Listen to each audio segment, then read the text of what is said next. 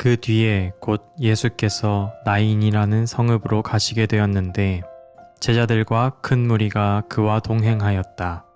예수께서 성문에 가까이 이르셨을 때에 사람들이 한 죽은 사람을 메고 나오고 있었다. 그 죽은 사람은 그의 어머니의 외아들이고 그 여자는 과부였다. 그런데 그 성에 많은 사람이 그 여자와 함께 따라오고 있었다. 주님께서 그 여자를 보시고 가엾게 여기셔서 말씀하셨다. 울지 말아라. 그리고 앞으로 나아가서 관에 손을 대시니 메고 가는 사람들이 멈추어 섰다. 예수께서 말씀하셨다. 젊은이야, 내가 내게 말한다. 일어나라. 그러자 죽은 사람이 일어나 앉아서 말을 하기 시작하였다. 예수께서 그를 그 어머니에게 돌려주셨다. 그래서 모두 두려움에 사로잡혀서 하나님을 찬양하면서 말하기를 우리에게 큰 예언자가 나타났다 하고 또 하나님께서 자기 백성을 돌보아 주셨다 하였다. 예수의 이 이야기가 온 유대와 그 주위에 있는 모든 지역에 퍼졌다. 누가복음서 7장 11절에서 17절 말씀.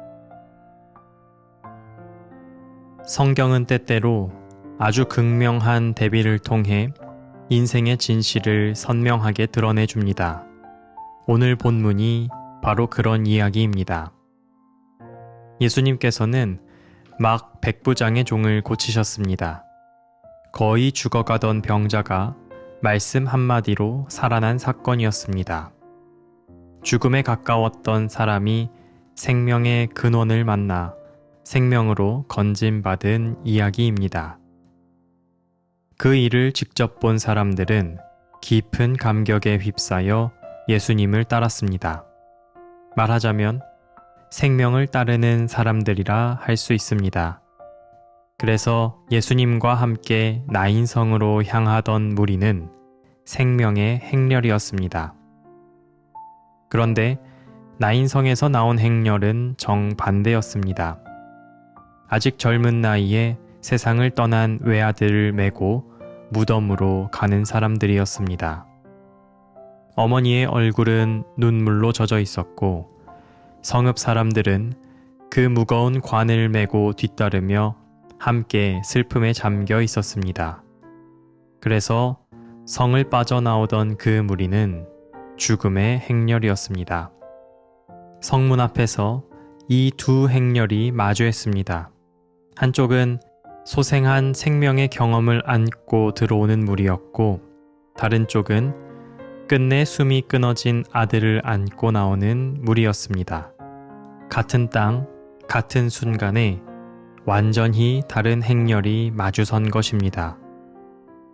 인간의 길은 죽음으로 흘러가지만 예수님이 걸어오시는 길은 생명으로 흘러옵니다. 성경의 시선을 따라 죽음의 행렬을 따라가다 보면 차가운 침묵이 그 길목을 감싸고 있다는 것을 느끼게 됩니다. 나인성에서 나온 행렬도 그랬습니다. 앞에서는 아들의 관이 메어져 나가고 뒤에서는 눈물을 훔치는 사람들의 걸음이 이어졌습니다. 누가복음은 이 행렬의 목소리를 드러내지 않습니다.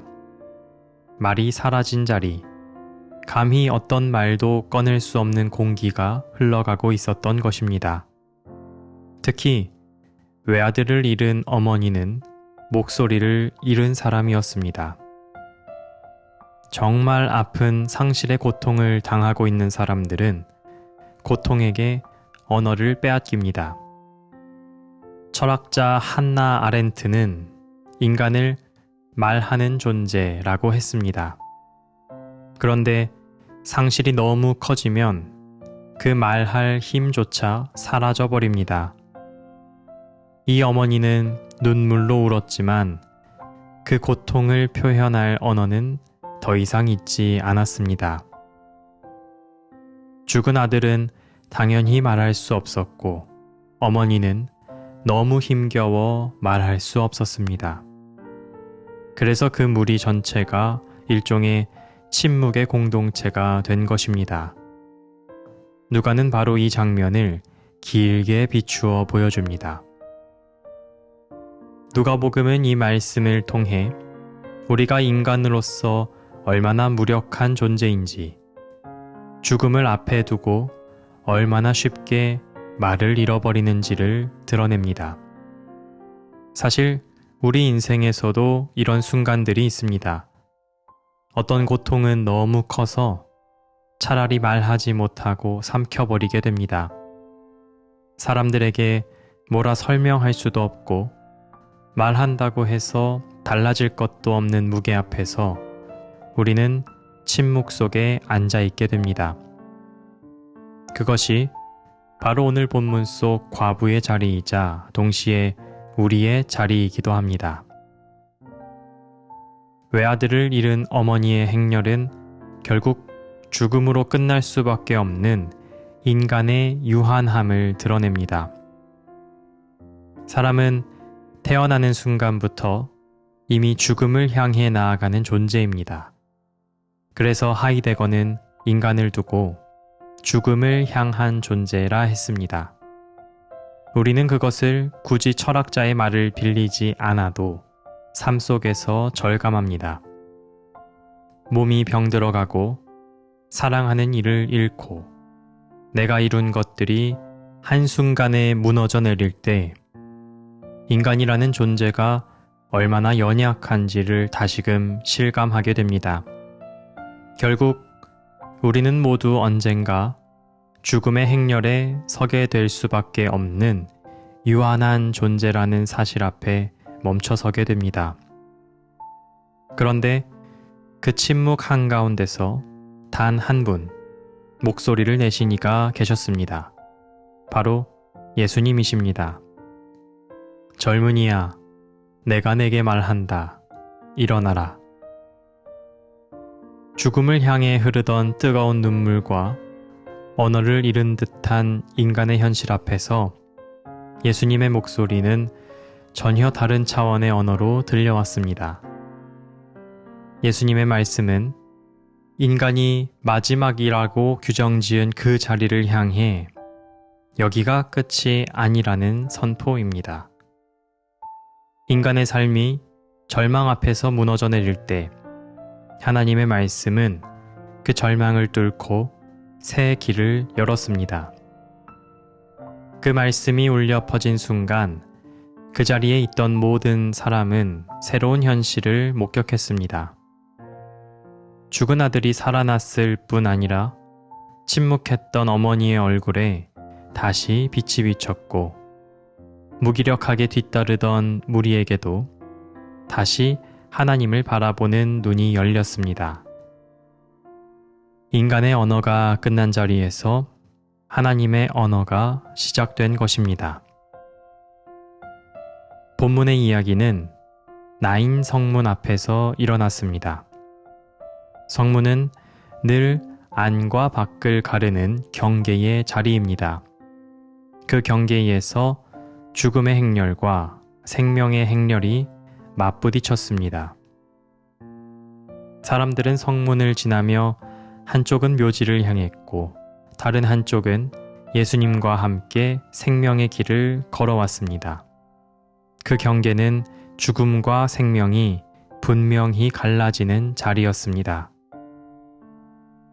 사실 우리 인생도 늘 이러한 경계 위에 서 있습니다. 어제와 오늘 사이의 경계, 절망과 희망 사이의 경계, 포기와 용기 사이의 경계 말입니다. 오늘도 우리는 어떤 선택과 결단의 경계에 서서 어디로 갈지, 어떤 길에 설지 분별하며 살아갑니다. 신앙은 그 경계에서 어떤 행렬에 합류할 것인지를 결정하는 일입니다. 여전히 죽음의 힘에 휘둘려 절망의 길을 따를 것인지 아니면 예수님의 말씀을 듣고 생명의 행렬에 속할 것인지의 문제입니다. 예수님의 목소리를 듣는 순간 우리는 더 이상 죽음의 행렬에 속하지 않습니다. 그분은 우리를 새로운 행렬, 생명의 행렬로 이끌어 주십니다. 본문 속의 과부와 큰 무리에게는 그날 성문이 큰 전환점이 되었습니다. 죽음의 무력감 속에서 생명의 하나님을 다시 바라보게 된 순간이었기 때문입니다. 마찬가지로 우리 인생도 수많은 경계의 순간들을 통과합니다. 그때마다 예수님은 우리를 부르시며 새로운 길로 나아가라고 말씀하십니다. 신앙은 바로 그 부름에 응답하며 생명의 길에 합류하는 것입니다. 죽음의 행렬이 생명의 행렬로 바뀌는 것을 본 무리들은 두려움과 놀라움 속에서 이렇게 말했습니다. 하나님께서 자기 백성을 돌보아 주셨다. 예수님이 과부의 외아들을 살려주신 이유는 한 여인의 슬픔을 향한 깊은 연민, 가엾게 여기는 마음이었습니다. 가엾게 여겼다는 이 표현은 상대의 아픔을 멀리서 바라보는 시선이 아니라 그의 내면의 고통 속으로 함께 들어가는 마음입니다. 곧 하나님의 마음이 사람의 눈물 속으로 깊이 내려간 것입니다. 그때의 과부가 그렇듯 오늘 우리의 눈물과 상처 또한 주님의 시선을 끌어당기고 있습니다. 예수님의 시선은 지금도 눈물의 자리, 상실과 절망의 자리에 머물고 계십니다. 그분은 여전히 우리를 가엾게 여기시고 놓쳐버린 희망을 다시 일으켜 세우십니다. 그러니 우리도 다시 주님의 행렬에 서는 사람으로 살아갑시다. 주님이 돌보신다는 믿음을 붙들고 삶의 걸음마다 하나님이 함께 하신 증거가 되도록 합시다. 그렇게 살아갈 때 우리의 눈물도 결국 하나님의 이야기로 바뀌게 될 것입니다. 하나님, 오늘도 죽음의 행렬과 같은 우리의 삶을 생명의 행렬로 바꿔주시는 주님의 은혜에 감사드립니다. 우리가 삶의 무게 속에 말할 수 없는 침묵 속에 앉아 있을 때도 여전히 우리를 바라보시며 가엾게 여기시는 주님을 붙듭니다. 이제는 더 이상 죽음의 행렬에 서지 않고 생명의 행렬에 속한 사람으로 살도록 인도해 주십시오. 우리의 삶이 하나님의 돌보심을 세상 앞에 증언하게 해 주십시오. 아멘.